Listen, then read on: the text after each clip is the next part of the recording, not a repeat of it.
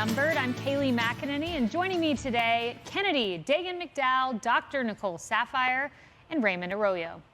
The outrage over President Biden's massive student loan handout is only continuing to grow. Republicans, well, they aren't the only ones blasting the move. Even some in the media and a number of Democrats have come out against this giveaway, especially now that the estimated cost to taxpayers has just swelled, get this, to $500 billion over the next 10 years. That's extraordinary. An op-ed in the Washington Post calls the Biden plan a regressive, expensive mistake, backing the concerns about taking money from plumbers and giving it to lawyers. Writing that low-wage workers will be picking up the tab to cancel the educational debt for those with valuable degrees. And how's the president responding to questions about whether his latest political move is fair? Well, take a look. What about people who paid their loans, though, struggle to pay their loans, and now others don't have to? The infamous Biden back. We see it all the time. I want to flash back to another Biden and a Pelosi moment where both of them addressed this issue, and it sounded a little different. Take a listen. I don't think I have the authority to do a place on it. People think that the President of the United States has the power for debt forgiveness. He does not.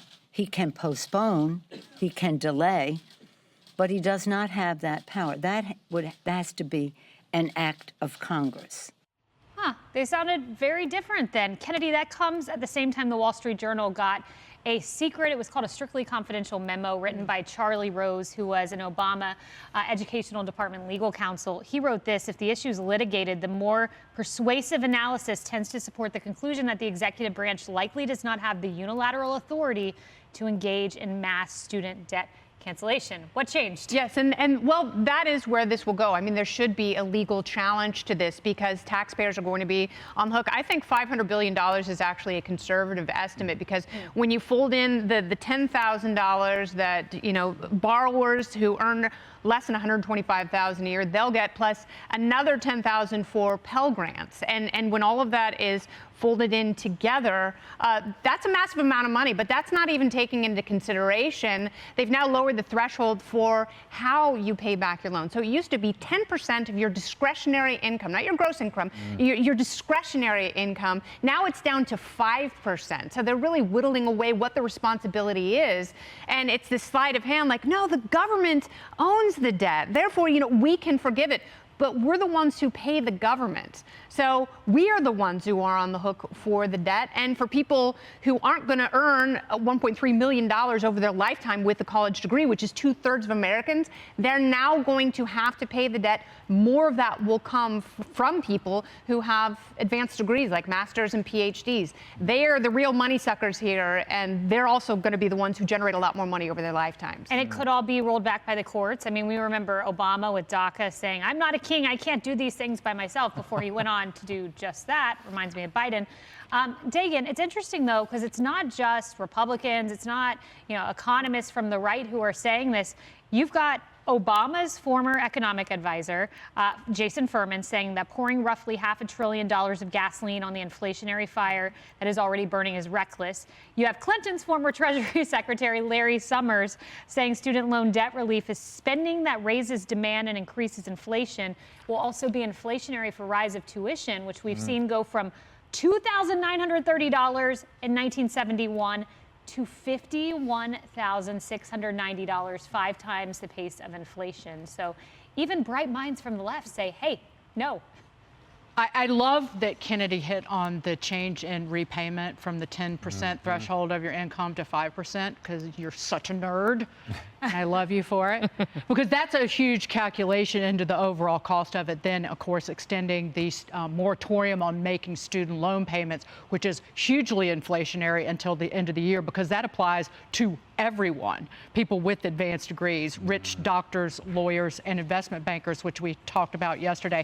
The Committee for the Responsible Federal Budget is outraged by this, came up with the $500 billion figure, even more than that.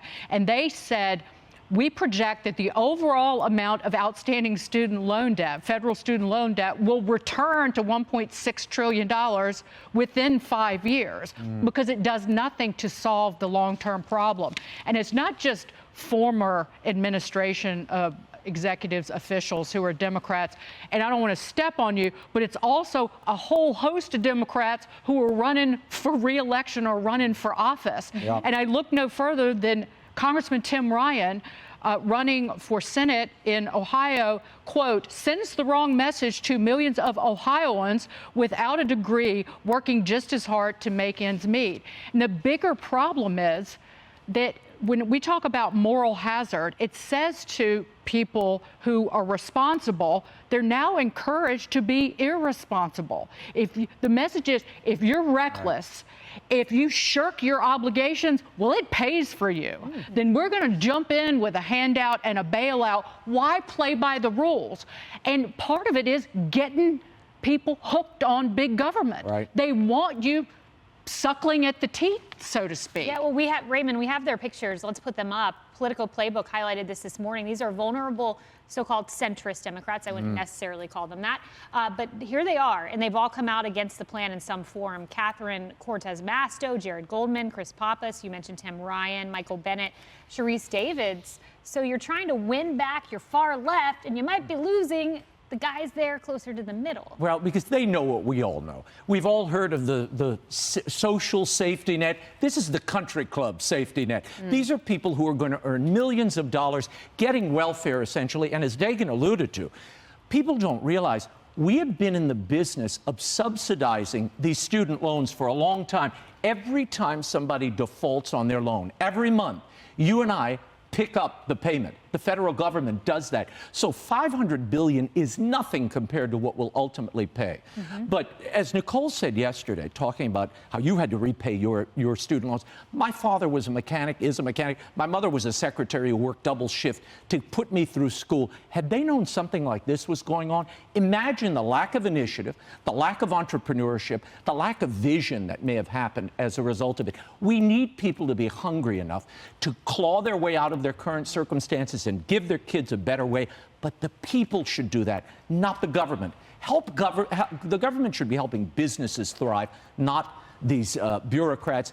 This is a handout to Biden's supporters. Let's face it. Dr. Sapphire, I saved this for you because yesterday you talked about your $300,000 in student loan debt that you repaid diligently your students, or excuse me, your kids who likewise were borrowers. This is the Education Secretary, Miguel Cardona, talking to Peter Doocy, and he addresses you, Dr. Nicole Sapphire. The people that already paid their student loans, they don't get anything out of this deal. Right. That's right. Okay.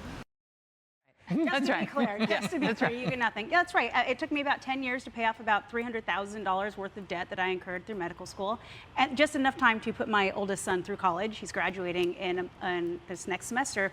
He will not have debt because I was able to save and work hard enough to do that. But here's the problem that I have with this, to add on to what Dagan is saying. You have people who are making 6 figures, 7 figures right now, who haven't even had to pay any of their student loans because of these continued pauses. And unfortunately, though every dollar that is taken away from these high income earning professionals saying you don't have to pay, those dollars could be going to people who are struggling to pay their rent, struggling to pay their children, to pay for their children's food and everything else. And it's not fair, and it continues to widen that wage gap. And one thing that I'm seeing, and that I've seen now that I've had a son go through college, you know, the quality of the education in universities have just drastically declined, while the tuition has doubled in the 21st century. And you can really, what you can see here, it is not the college education that has that earning potential anymore. The top half of the people in the high school class are probably going to do just as fine as the bottom half of people who get that undergraduate degree. So we need to stop focusing on this paucity education that people are even getting with these undergrads, these overpriced educations, and we need to work that people are now no longer accruing this debt for something that is not going to come to fruition, and they're not going to have higher income. I think it is criminal what is happening by allowing these professionals to have some of their debt taken away. Kennedy mentioned that $125,000, if that's what you make, you can get $10,000, but it's also $250,000 for a dual income house. Right. It's taken away. So you can have a physician, a lawyer, a pharmacist who has a wife who chooses not to work, or vice versa. They also get some of that debt taken away. It's not fair for the people who have not Raymond, incurred that debt. take a quick listen to this. Okay. It's just Elizabeth Warren's short soundbite because they're doing this for votes, Yeah. particularly the Warren votes. I do wonder, is this the thing? I mean, how are you feeling about the chances of the Democrats holding on to the Senate? Is this the thing? I'm liking it. I'm liking it. I'm liking it. Yeah, She's liking it, but the taxpayer and voters might not. I spoke to 2 Democratic strategists since this dropped. They don't think Biden has the legal power to do this either, but they're saying, and this is interesting, this could all be a political sleight of hand, where he says, look, I tried, guys, but then the courts slap it down, and ultimately he doesn't have the authority to do this. But it satiates the left until the midterms, and that may be all he's trying to do, buy himself 43 million votes. Cardona, Biden, and all of them, they still called responsible Americans a bunch of suckers. And people will not forget it. Nope, they won't. We will see in November as the party runs away from Biden, at least people in the middle. Hey everyone, I'm Emily Campagno. Catch me and my co-hosts Harris Faulkner and Kaylee McEnany on Outnumbered every weekday at 12 p.m. Eastern, or set your DVR. Also, don't forget to subscribe to the Fox News YouTube page for daily highlights.